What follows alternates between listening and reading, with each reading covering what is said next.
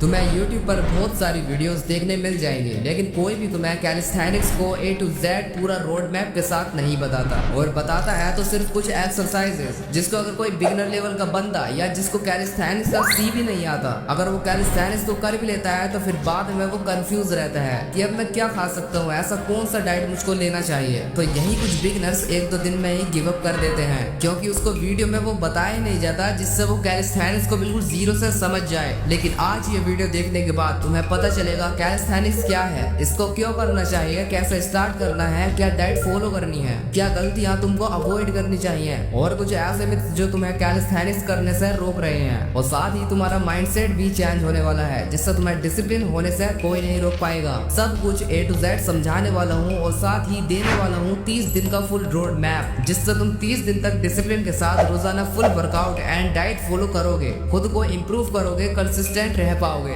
बिना किसी एक्सक्यूजेस के, बिना किसी कंफ्यूजन के। और इस वीडियो को देखते टाइम तुम्हारे पास एक कॉपी और एक पेन होना जरूरी है, क्योंकि जो भी मैं तुमको एक्सरसाइजेस बताऊंगा, जो भी पॉइंट्स कवर करूंगा और जो भी तुमको डाइट प्लान देने वाला हूँ, उसको तुमको अपनी कॉपी में नोट करते जाना है, क्योंकि ये रोड मैप तुम्हारी कैलिस्थेनिक्स की जर्नी को बदल के रख देगा। तो सबसे पहले समझते हैं कि कैलिस्थेनिक्स होता क्या है। तो बेसिकली कैलिस्थेनिक्स वो ट्रेनिंग है जिसमें तुम अपने बॉडी वेट से, अपने शरीर से ऐसी स्ट्रेंथ बनाते हो जो जिम जाने वाले लोग भारी एक्सपेंसिव मशीनों से कभी नहीं बना पाते। कैलिस्थेनिक्स में होती है pushups, pullups, dips, squats and planks. सिर्फ यही नहीं, इसके आगे muscle up, handstand, human flag जैसे एडवांस मूव तक का सफर होता है। इसका मतलब अपनी बॉडी को अपना हथियार बनाना, बिना किसी जिम के, बिना किसी इक्विपमेंट, डंबल्स के तुम इसे घर पर इजीली कर सकते हो।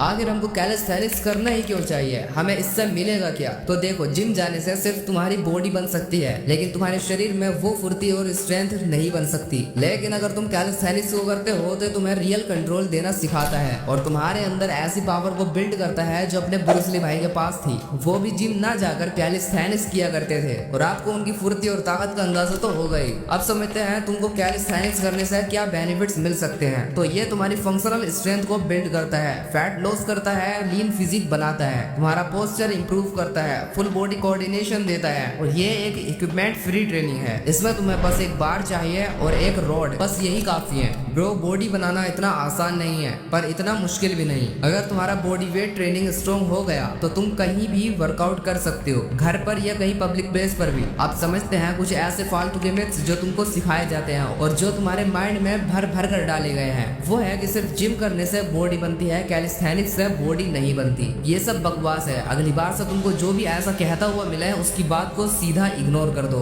और कैलिस्थेनिक्स को करना शुरू करो। और सबसे बड़ा मिथ जो तुमको कैलिस्थेनिक्स करने से रोक रहा है वो है कैलिस्थेनिक्स से हाइट रुक जाती है। देखो, अपने जहन से एक बात निकाल दो कि वर्कआउट या कैलिस्थेनिक्स या जिम करने से तुम्हारी हाइट रुकती है या रुक जाएगी। ये सब बकवास है। अभी तुम जिस भी जगह पर हो, मोटे हो, पतले हो, लंबे हो, या तुम 13 से 14 साल के ही क्यों ना हो, ये चीजें सभी के लिए हैं। चाहे जिम हो, वर्कआउट हो या फिर कैलिस्थेनिक्स, इन सभी से कभी हाइट नहीं रुकती और उल्टा इससे तुम्हारी हाइट ग्रो होने में हेल्प मिलती है। इवन साइंस का भी यही कहना है। और body weight exercises stabilizer muscles को एक्टिवेट करती है और जॉइंट्स स्ट्रेंथ बढ़ाती है, कोर स्ट्रॉन्ग होता है और रियल वर्ल्ड स्ट्रेंथ आती है। पुलअप्स और पुशअप्स से तुम्हारी मसल्स फाइबर ओवरलोड होती हैं और वही तुम्हारी ग्रोथ का असली सिग्नल होता है।